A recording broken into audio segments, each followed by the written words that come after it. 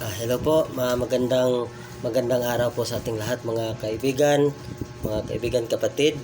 So, narito tayo ulit sa pagtatalakay sa mga issue na issue sa Biblia. Laban nitong ilan-ilan sa mga leader, mga CFD sa Romano Katoliko. So, Bago tayo magsimula, lilinawin ko lang dito na hindi lahat porket pare ay pare-pareho na sila ng paniniwala. Kasi ganito, may nakikita din akong video na kahit ang pare din pala ay nagsasabi na mali ang teaching ng Roman Catholic Church. So, ganun.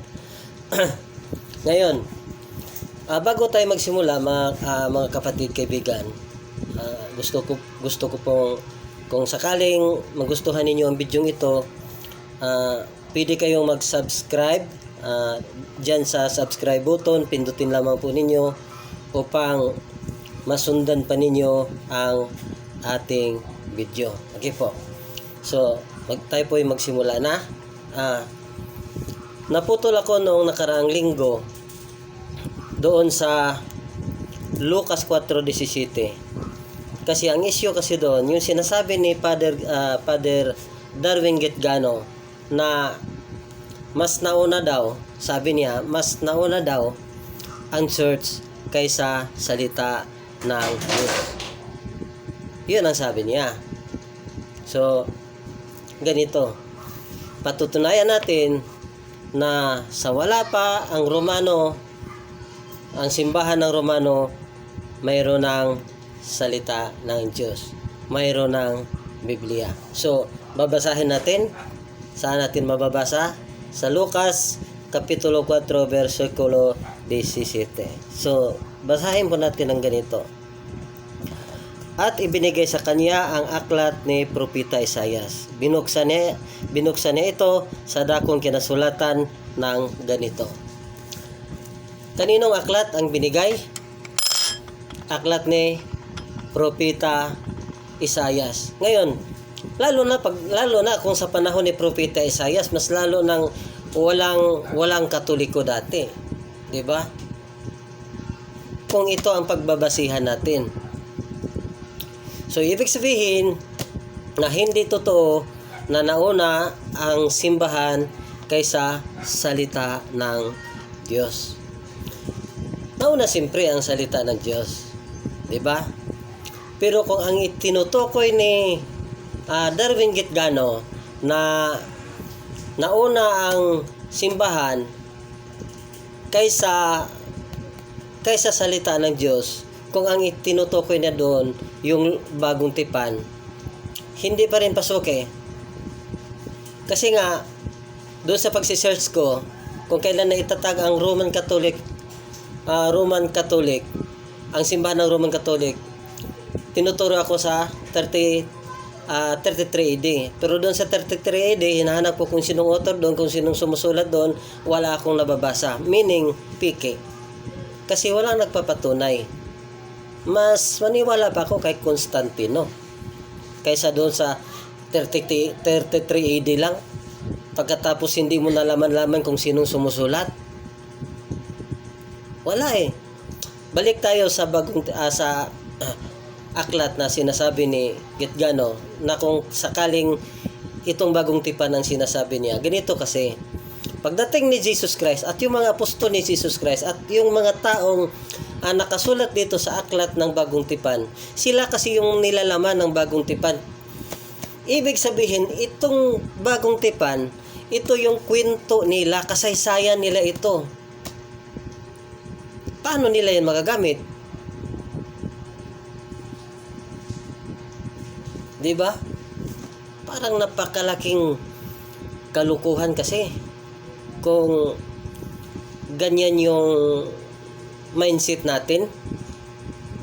Pero sana huwag tayong magpapaniwala sa mga taong ganyan ang kanilang pagtuturo. Mayroon talagang taong magtuturo ng kasinungalingan. Ito pa, isa.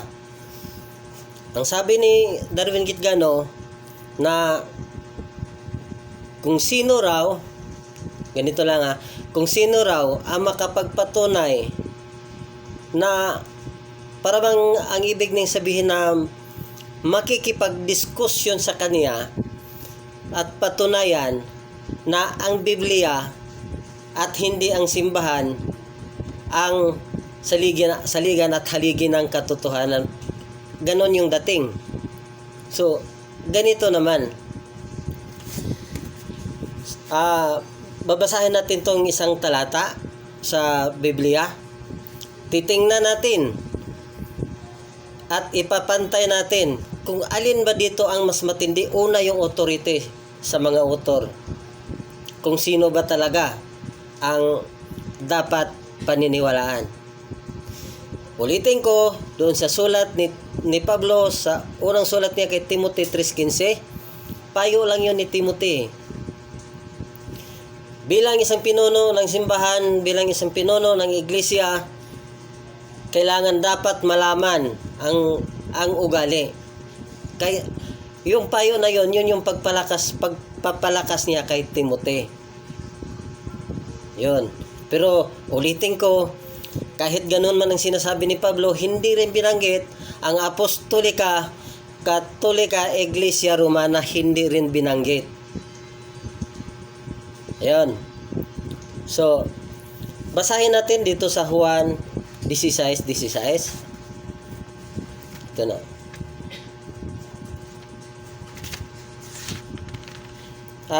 Juan 17:17, sorry.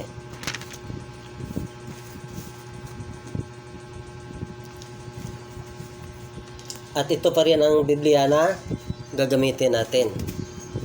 Kasi masyadong maliit ito kung ito ang babasahin. Medyo maliit ang litra. So, ito ang nakasulat dito sa sulat ni Juan sa Kapitulo 17, versikulo 17. Ibukod mo sila para sa iyo sa pamamagitan ng katotohanan. Ang salita mo ang katotohanan. Paano may bukod? Kanino ibukod? Kanino ibukod? Ibukod mo sila. Kanino raw ibukod? Para sa iyo. Sinong kausap ni Jesus dito? Yung Panginoong Diyos Ama. Pagkatapos, paano sila mabukod? Sa pamamagitan ng salita. At ang salita mo'y katotohanan. Yung salita ng Diyos ang katotohanan. Ganito. Ito ay walang bias. Ito ay walang bias na pagsasalita ko rito.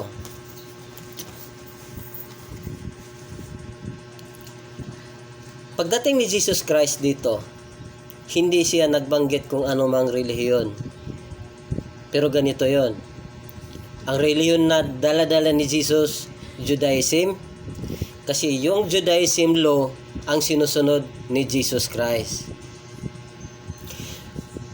Tapos, bukod sa kanyang pagka-Judaism, hindi niya sinasabing magtayo ka ng ganitong relihiyon, itong relihiyon itatag mo para maligtas ka at yung mga membro. Wala namang sinasabi dito eh.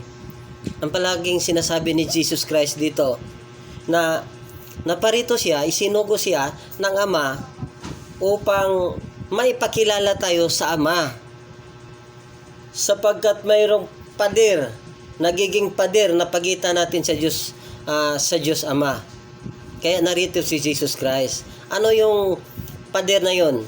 Yung nakapagitan sa atin sa Panginoong Diyos. Yun yung kasalanan natin, na minana natin kay Adan at Eva. Kaya yun yung purpose kung bakit narito si Jesus Christ. Ang sabi ni Jesus Christ sa Juan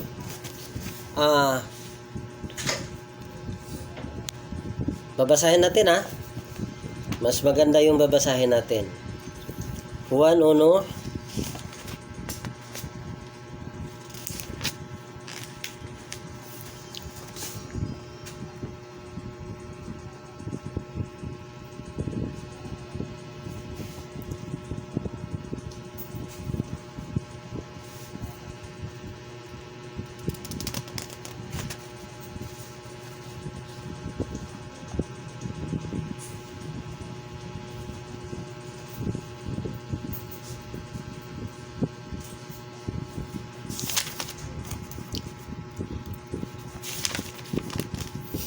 Ito.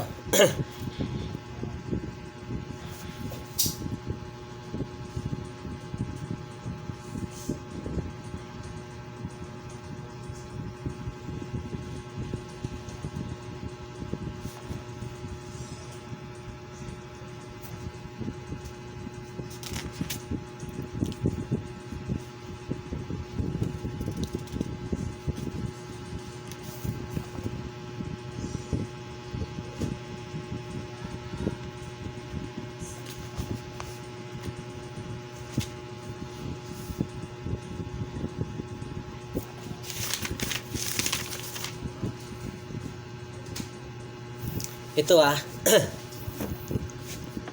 babasahin ko na. Nakita ko na. Sabi dito, sumagot si Jesus, "Ako ang daan, ang katotohanan at ang buhay. Walang makakapunta sa Ama kundi sa pamamagitan ko." Maliwanag. Kay Jesus lamang tayo sasampalataya. Kasi si Jesus yung pumapagitan sa atin at ng Panginoong Diyos Ama. Dahil doon sa kasalanan natin na nagiging pader upang hindi tayo makakadiretso sa paglapit ng Panginoong Diyos Ama. So, yun lamang po hanggang sa susunod na mga linggo. God bless po sa ating lahat.